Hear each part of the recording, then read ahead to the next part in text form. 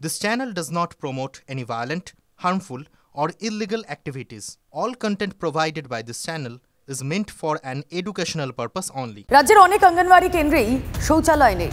পঞ্চায়েত দপ্তরের এক সমীক্ষায় এমনই চাঞ্চল্যকর তথ্য উঠে এসেছে। রিপোর্টে বলা হয়েছে রাজ্যের 1,04,211টি অঙ্গনওয়াড়ি কেন্দ্রের মধ্যে 22,591টি কেন্দ্রে শৌচালয়গুলি ভেঙে পড়েছে এবং ব্যবহার করার মতো অবস্থায় নেই।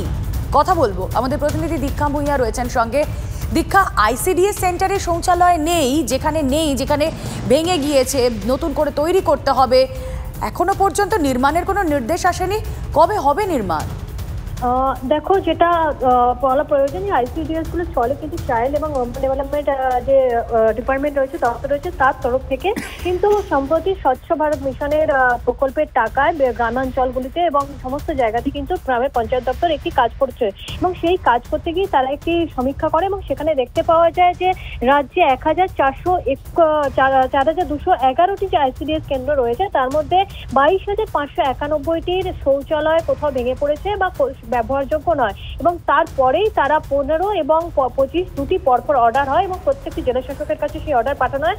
সব থেকে গুরুত্বপূর্ণ বিষয় হচ্ছে মুর্শিদাবাদ রয়েছে এর মধ্যে। মুর্শিদাবাদ, বীরভূম এবং পুরুলিয়া, যাদের 8,000 বা 4,800 করে এরকম করে যাদের আইসিডিএস সেন্টার রয়েছে, সেখানে 2,000-এরও বেশি, মুর্শিদাবাদের সব থেকে পরিমাণ দেখা যাচ্ছে, সংখ্যা বেশি দেখা যাচ্ছে, যেখানে 2,000-এরও বেশি অঙ্গনওয়াড়ি কেন্দ্রে এই শৌচালয়গুলি নেই।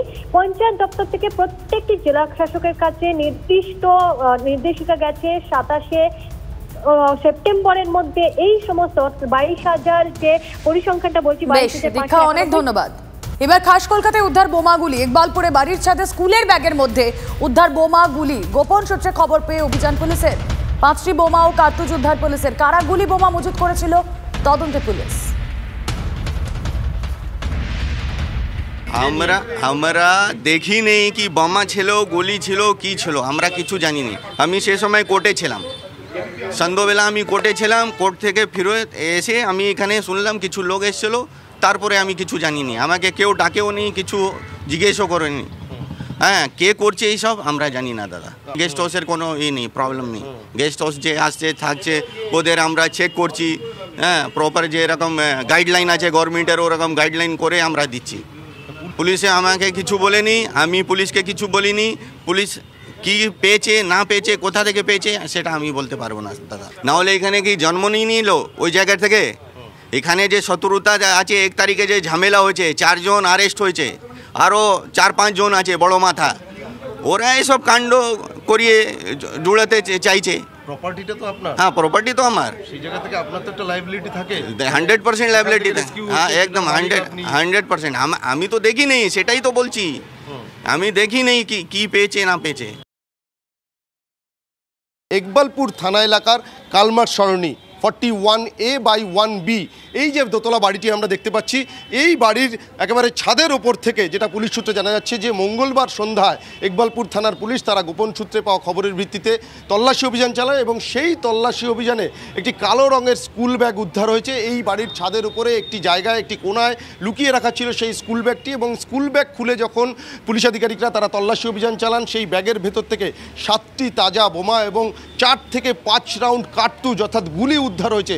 এই বাড়ির যিনি মালিক তিনি যেমনটা দাবি করছেন যে কিভাবে, কোথা থেকে, কার হাত ধরে বা কারা এখানে রেখে দিয়ে গেল সে বিষয়ে তিনি কিছুই জানেন না। গোটা বিষয় সম্পর্কে তার কাছে কোনো রকম কোনো তথ্য নেই এবং ইতিমধ্যেই গোটা ঘটনার তদন্তে নেমে এই যে ব্যাগ বা এই ব্যাগের ভেতরে থাকা যে সমস্ত কার্তুজ বা বোমা কোথা থেকে এলো, কিভাবে এলো, সেগুলো জানার চেষ্টা করছেন তদন্তকারীরা। অন্যদিকে এই বাড়ির মালিক তিনি আরও যেমনটা দাবি করছেন যে এই যে ঠিকানা থেকে এই কার্তুজ এবং বোমা ভর্তি ব্যাগ উদ্ধার হয়েছিল তার কিছুটা দূরেই কিন্তু এই বাড়ির মালিকেরই একটি গেস্ট হাউস রয়েছে এবং কিছুদিন আগেই সেই গেস্ট হাউসকে কেন্দ্র করে এলাকায় একটা অশান্তি তৈরি হয়েছিল এবং সেই ঘটনাতে কয়েকজন দুষ্কৃতী তাকে পুলিশ গ্রেপ্তার করে এবং সেই ঘটনার সঙ্গে কোনো রকম যোগসূত্র রয়েছে কিনা এটাও কিন্তু পুলিশ খতিয়ে দেখার চেষ্টা করছে। ক্যামেরায় মৃন্ময়ের সঙ্গে সুপ্রিয় গুহ, TV9 বাংলা। ভূগর্ভস্থ জলাধারের মেরামতের কাজ করতে নেমে বিপত্তি। দুর্গাপুরে পার্ক অ্যাভিনিউ এলাকায় মৃত্যু 2 জনের। দুর্গাপুরের 27 নম্বর ওয়ার্ডের পার্ক অ্যাভিনিউ এলাকায় একটি আবাসনের ভূগর্ভস্থ জলাধারের সংস্কারের কাজ চলছিল। 15 দিন আগে জলাধারের ঢালাই হয়। ঢালাইয়ের কাজ খুলতে নেমে দুর্ঘটনা, শ্বাসকষ্ট শুরু হয় এক শ্রমিকের। সে চিৎকার করতে শুরু করলে আরও একজন তাকে বাঁচাতে জলাধারে ঢোকে, তারও শ্বাসকষ্ট শুরু হয়। দমকল কর্মীরা আশঙ্কাজনক অবস্থায় 2জনকে উদ্ধার করে পুলিশ তাদের হাসপাতালে নিয়ে গেলে মৃত ঘোষণা করা হয়।